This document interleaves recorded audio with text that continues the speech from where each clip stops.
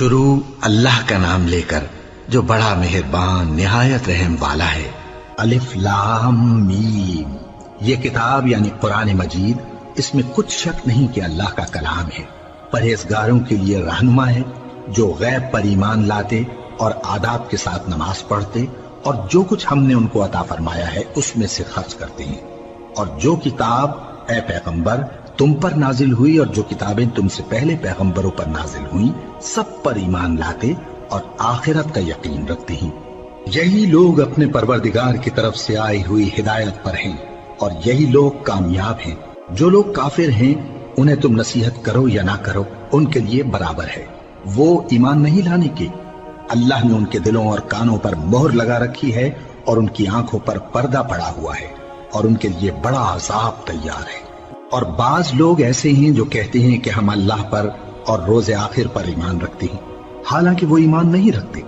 یہ اپنے خیال میں اللہ کو اور مومنوں کو دھوکہ دیتے ہیں، مگر حقیقت میں اپنے سوا کسی کو دھوکہ نہیں دیتے اور اس سے بے خبر ہیں۔ ان کے دلوں میں کفر کا مرض تھا، اللہ نے ان کا مرض اور زیادہ کر دیا اور ان کے جھوٹ بولنے کے سبب ان کو دکھ دینے والا عذاب ہوگا۔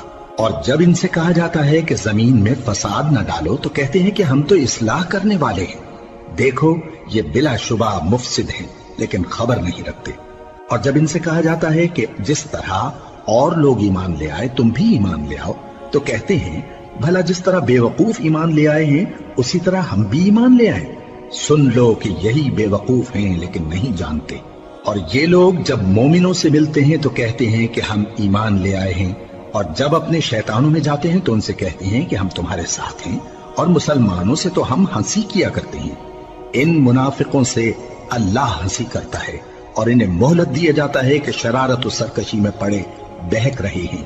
یہ وہ لوگ ہیں جنہوں نے ہدایت چھوڑ کر گمراہی خریدی، تو نہ تو ان کی تجارت ہی نے کچھ نفع دیا اور نہ یہ ہدایت یاب ہی ہوئے۔ ان کی مثال اس شخص کی سی ہے جس نے شب تاریک میں آگ جلائی، جب آگ نے اس کے ارد گرد کی چیزیں روشن کی تو اللہ نے ان لوگوں کی روشنی زائل کر دی اور ان کو اندھیروں میں چھوڑ دیا کہ کچھ نہیں دیکھتے۔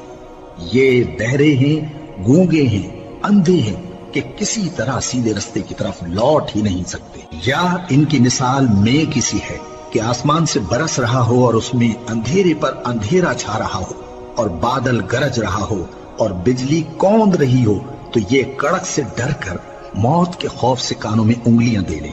اور اللہ کافروں کو ہر طرف سے گھیرے ہوئے ہے، قریب ہے کہ بجلی کی چمک ان کی آنکھوں کی بصارت کو اچک لے جائے۔